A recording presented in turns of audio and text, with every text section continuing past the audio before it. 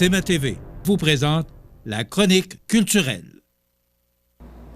Cette semaine à la chronique culturelle, on garde nos bonnes habitudes. On va rejoindre Cynthia Lamontagne, directrice générale des Arts de la scène, dans quelques instants. Mais tout d'abord, on va parler cinéma, puisque le réalisateur Marc-Antoine Lemire va faire paraître son premier long-métrage, le film Mistral spatial, qui va arriver en salle ce vendredi 20 janvier. Alors, j'ai préparé pour vous un extrait de l'entrevue. Premier long métrage, film très ambitieux, pas beaucoup de budget, mais beaucoup d'ambition. On est allé au bout. C'est un film que j'avais envie de faire. J'ai fait quelques courts-métrages avant ça. Puis pour mon premier long métrage, j'avais vraiment envie de le faire un peu comme on fait son premier court-métrage, tu sais, c'est-à-dire sans compromis, all-in, vraiment, un peu fabrication un peu artisanale, petite équipe proche de mes collaborateurs, collaboratrices, puis tu sais, le moins de contraintes possible. Puis voilà, c'est maintenant que c'est le 20 janvier qu'on sort ça au cinéma. Je suis très heureux et très fier du film. Quand on parle de moins de contraintes possibles, c'est que vous l'avez produit aussi, là. Vous avez vraiment tout pris en main. Oui, exactement. En fait, c'est aussi un peu un concours de circonstances. Là, moi, je cherchais le plus possible la liberté un peu là, dans mon processus. Là, je tenais à le faire de façon le plus libre possible parce que je crois encore que c'est possible de faire des films uniques, là, de faire des propositions qui n'existent pas déjà. Là. Puis, mais c'est ça, j'ai pris le grand chemin de la production moi-même pour y arriver. Puis ça a été toute une aventure, ça a été un processus qui a été long quand même parce que de fabrication, je veux dire, là, parce que tu sais, moi j'avais un scénario en 2017, puis là on a tourné ça sur 2 ans tranquillement et tout ça. Parce que comme on n'avait pas beaucoup d'argent pour faire le film, ben c'était important pour moi que la qualité en souffre pas. Donc tu sais, quand le luxe de pas avoir d'argent, des fois c'est juste de prendre le temps pour bien faire les choses. Puis voilà, le film est prêt, puis j'ai très très hâte de le présenter. C'est une proposition assez particulière là. Mais je pense que ça fait du bien. Puis c'est un film, comme tu l'as dit un petit peu plus tôt, qu'il faut voir, mais qu'il faut voir en salle aussi. Parce qu'avec ce film-là, j'ai vraiment essayé de créer une expérience. Je voulais que ce soit un spectacle, je voulais que ce soit un film que les gens vont voir en salle pour vivre quelque chose en groupe, ensemble. Puis je pense que le pari a été réussi. Je suis très heureux. Extérieur, porte d'entrée chez 4. Soir.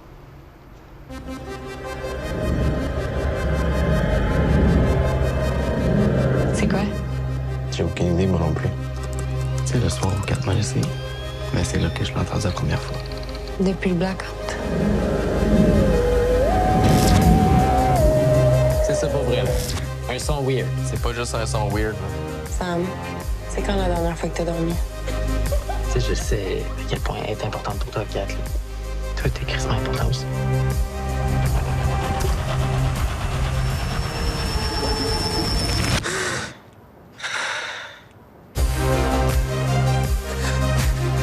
T'as 2 types de personnes. T'es soit un chat ou t'es soit un chien. Réveiller l'animal qui sommeille. Toi, là, les extraterrestres, tu penses-tu que c'est comme dans les films, genre, qu'il y en a du monde, puis que... Chris Mazan. Il y a des choses qui s'expliquent pas, puis c'est correct de même.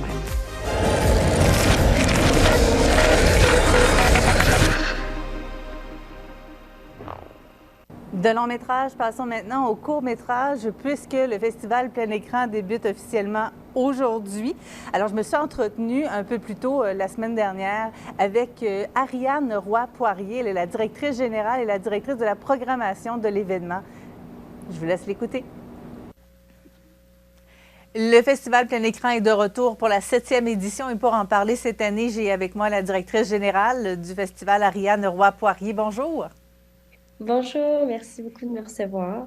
Une 7e édition, ça fait du bien de pouvoir dire que ça arrive et que ça reprend un peu de normalité, là. Oui, mais en fait, c'est intéressant parce que Plein Écran a été très précurseur. C'est un festival qui a été pensé pour être en ligne avant la pandémie, donc avant que tout le monde se retrouve en ligne. L'idée, c'était vraiment de favoriser l'accessibilité des films, des œuvres. Donc, c'était vraiment l'idée initiale, puis on continue, nous, là-dessus, mais c'est sûr que là, c'est super de pouvoir revenir un petit peu en salle quand même, puis d'aller à la rencontre des gens, parce que c'est quand même ça, un festival, là, des rencontres, des échanges. Mais vraiment, là, pour nous, la programmation principale, c'est les courts-métrages qu'on présente en ligne sur notre site web, sur nos réseaux sociaux. On a 40 courts-métrages en tout, c'est gratuit, c'est accessible, c'est vraiment le cheval de guerre là, de plein écran. Mais je voulais le dire justement, vous offrez une accessibilité qui est très appréciée là, pour les gens de région, parce qu'il y a très peu de gens de notre région ici qui vont se rendre nécessairement à Montréal ou à Drummondville, où il y a des activités en présentiel, comme ils disent, ou en salle, si vous préférez, alors que là, on peut en profiter dans le confort de notre foyer, là. Exactement, c'est vraiment ça l'idée. Puis c'est un festival qui est compétitif, hein. On a une compétition officielle, donc c'est des œuvres qui sont québécoises. C'est une section qu'on présente sur Facebook et sur notre site web.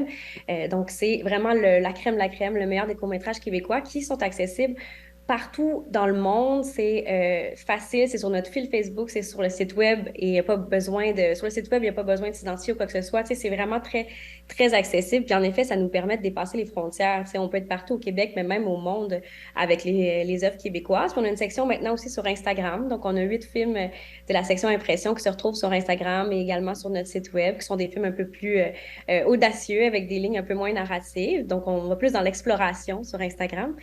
Puis on a une carte blanche comme à chaque année. Donc, on présente aussi des œuvres là, du cinéma français cette année d'Offcourt Trouville, 8 films. Donc, c'est 40 films en tout qui sont gratuits. On les présente au rythme de 4 par jour. Donc, les films sont disponibles 24 heures. Fait que oui, c'est accessible, c'est gratuit, mais il faut quand même les attraper au moment où ils sont diffusés. Les premiers courts-métrages sont disponibles aujourd'hui même sur le site pleinécran.com. Et on rejoint maintenant Cynthia Lamontagne. Bonjour! Salut! On continue-tu dans le cinéma? Pourquoi pas? Hein? On a encore une belle programmation qui s'en vient. Donc, 2 soirs seulement pour Whitney Houston. J'ai croisé plusieurs personnes. Tout le monde m'a dit que c'était vraiment très bon. Un film qui est quand même de 2h30, quand même assez long, mais tout de même là, qui vaut la peine, qui relate la vie de Whitney Houston, cette grande chanteuse tout le monde connaît au moins une de ses chansons. Et moi, je l'ai en tête depuis lundi. Donc, mais je viendrai le voir, le film. Pour vrai, ça vaut la peine d'être vu. Donc, jusqu'à jeudi 19h30. Sinon, dès vendredi, on change de registre aussi. Oui. On s'en va du côté d'un drame, en fait, qui est le film La Baleine, qu'on a entendu parler beaucoup parce que c'est un grand retour de Brendan Fraser. C'est dans la course aux Oscars aussi. Totalement, oui. Et il a quand même fait beaucoup de choses pour avoir ce rôle-là, sincèrement. Donc, disons qu'il a mangé beaucoup de choses pour pouvoir prendre un petit peu de poids. Donc, La Baleine, c'est lui. La Baleine, c'est lui, en fait. Mais c'est vraiment un film, un dramatique. Donc, une personne qui est atteinte d'obésité morbide, donc qui tente là, de renouer aussi avec sa fille et tout ça. Donc, c'est pas une comédie. Venez pas ici pour rire. Venez vraiment plus ici pour réfléchir et pour peut-être pleurer. Je sais pas. C'est à voir. Sinon, on voyage aussi en fin de semaine. On voyage du côté du Portugal, donc les 22 et 23 janvier. Donc, dimanche après-midi, le 22 à 13h30. Et sinon, lundi, le 23 à 19h30, donc avec les aventuriers voyageurs. Et toujours en attente de confirmation, le film avec Tom Hanks de La vie selon Otto et toujours le fameux Avatar. J'ai hâte de pouvoir vous dire des dates officielles, mais ça s'en vient, n'inquiétez-vous pas. On a hâte. Oui. Côté spectacle, en fin de semaine, il y a Eliette Maginot qui sera de passage. Oui, et je crois que tu l'as reçu en entrevue. Absolument. On vous propose un extrait à l'instant. Et de quelle façon se passe cette tournée-là? Vous êtes combien sur la scène? On est toujours entre 4 et 6, dépendamment du contexte, mais le noyau de la tournée, on est 4 musiciens sur la scène. L'album Easy Morning est un album très, très abouti. Vous utilisez les cordes, il y a des cuivres aussi, il y a un beau travail sur les sonorités. De quelle façon vous réussissez à rendre ça sur scène? C'est sûr que mon claviériste est très, très occupé. C'est vraiment un homme pieuvre qui est entouré de différents claviers pour... Évidemment, on ne peut pas traîner un quatuor à cordes en tournée, on ne peut pas traîner un quatuor à vent non plus. Donc, c'est sûr qu'il faut faire preuve de créativité. Puis c'est sûr qu'il y a maintenant, la technologie nous permet de faire des trucs assez proches de la réalité avec des sons de clavier, je dirais.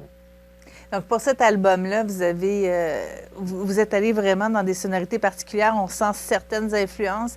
Et au fil du temps, avec la tournée, j'imagine que vous avez commencé à travailler sur un nouvel album. Est-ce que les influences restent les mêmes? Est-ce que ça se transforme progressivement pour vous?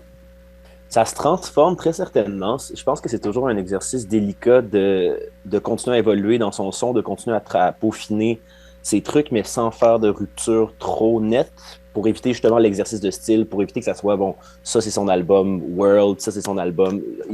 J'essaie qu'il y ait une certaine continuité, mais qui est clairement une évolution. Fait que je pense que le truc, c'est de pas trop y penser, puis de vraiment y aller à l'instinct, puis de vraiment y aller aux choses qui nous parlent, qui me parlent à moi en tant que fan de musique. Mais oui, tranquillement, on s'en va vers un prochain disque.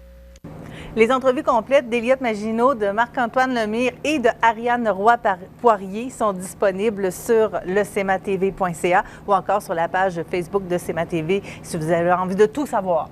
Donc, moi, je fais juste revenir un peu sur Eliott. Il faut faire rapidement. Les billets se vendent très, très bien. Donc, il nous reste quelques places. On est justement ici du côté de la salle Promutuelle Assurance. Et ça va être tellement bon. Vraiment.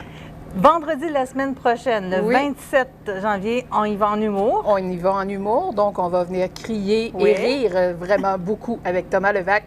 Donc, justement, ici, au Cabaret Cogeco.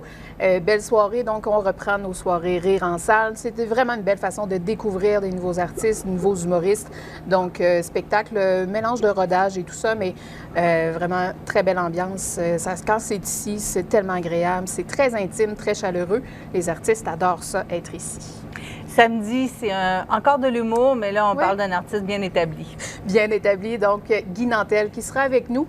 C'est son, je crois, je t'ai dit la semaine dernière, 6e one-man show, je crois. Donc, ça fait quand même plusieurs spectacles. Il a toujours été de passage ici à Montmagny. Ça a toujours très bien fonctionné.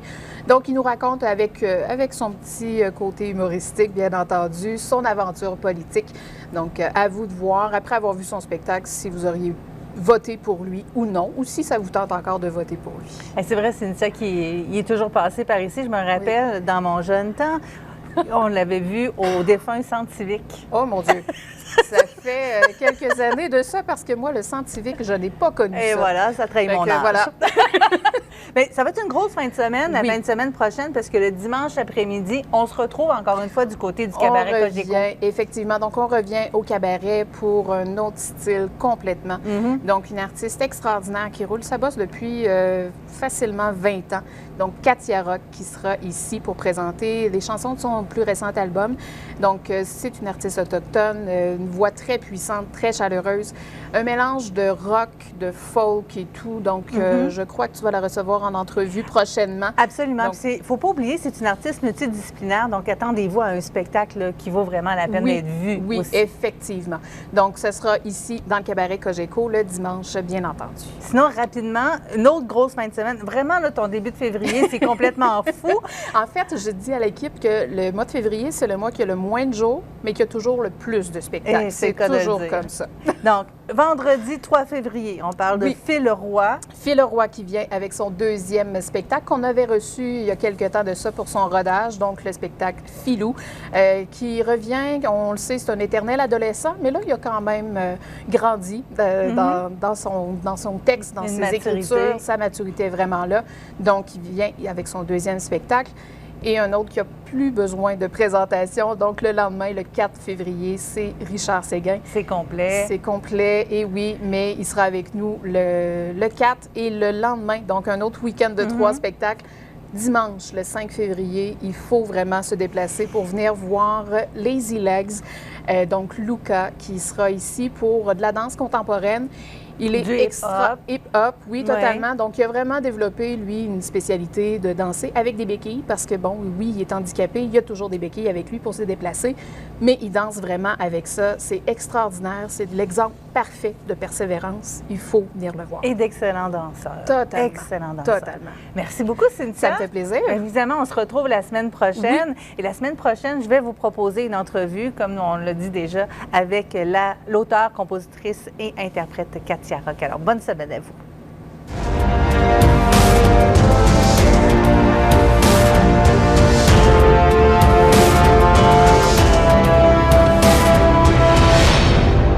CMA-TV vous présente la chronique culturelle.